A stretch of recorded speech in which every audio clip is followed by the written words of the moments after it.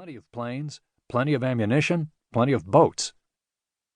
With just a few hours to go before the old year ended, the division had achieved one of its main objectives, seizing an airfield constructed by the Japanese in the preceding months. The operation had proceeded with deceptive ease. "I don't remember anybody really shot at, actually, when we got to the airfield," said Lieutenant Colonel Robert B. Lucky, an artillery officer. After hoisting the Stars and Stripes on a jerry-rigged flagpole over the airfield, Divisional Commander William H. Rupertus proudly radioed to his superior, General Walter Kruger. "First Marine Division presents to you as an early New Year gift the complete airdrome of Cape Gloucester. Situation well in hand, due to fighting spirit of troops, the usual Marine luck, and the help of God."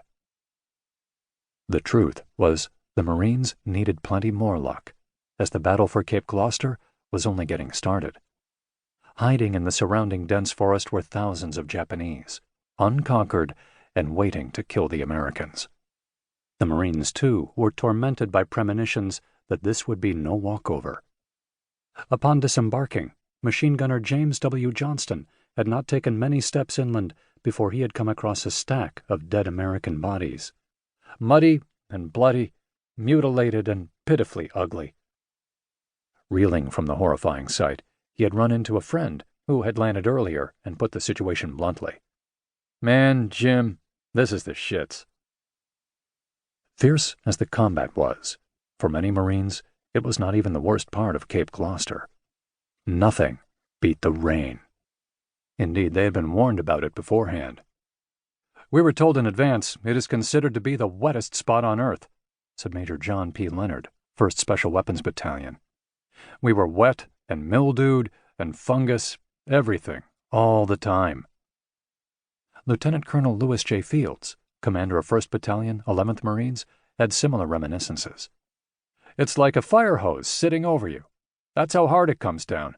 It's just like a waterfall coming down on you, and it goes on and on. Water underfoot, water above, mud. Your clothes were dirty. There was no way really to take care of yourself because of the elements."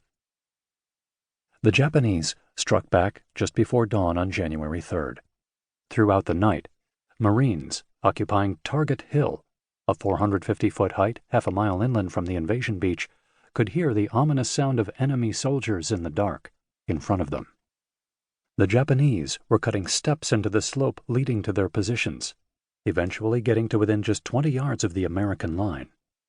Shortly before the sun was to emerge over the green tropical canopy, they launched their attack, emerging like ghosts out of the gray morning mist. The fighting was brutal. A Japanese mortar shell hit an American machine gun position, killing 2 men. A 3rd Marine was unscathed and fired the weapon into the oncoming enemy, running through belt after belt of ammunition. Over the din of the battle, a loud Japanese voice could be heard.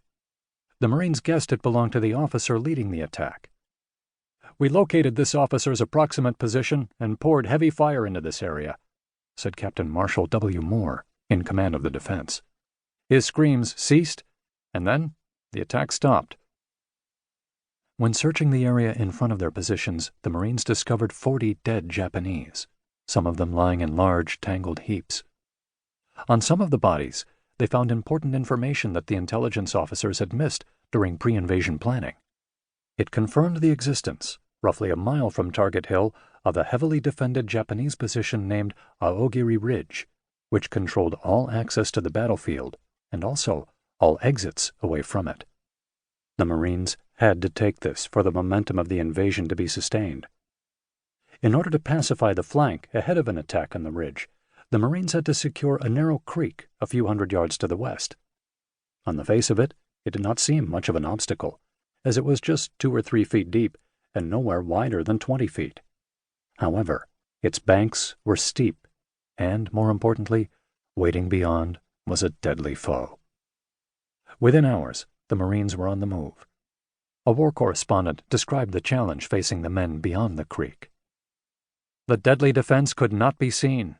They couldn't see that the heavy growth across the creek was salted with pillboxes, machine gun emplacements, armored with dirt and logs, some of them several stories deep, all carefully spotted so they could sweep the slopes of both banks of the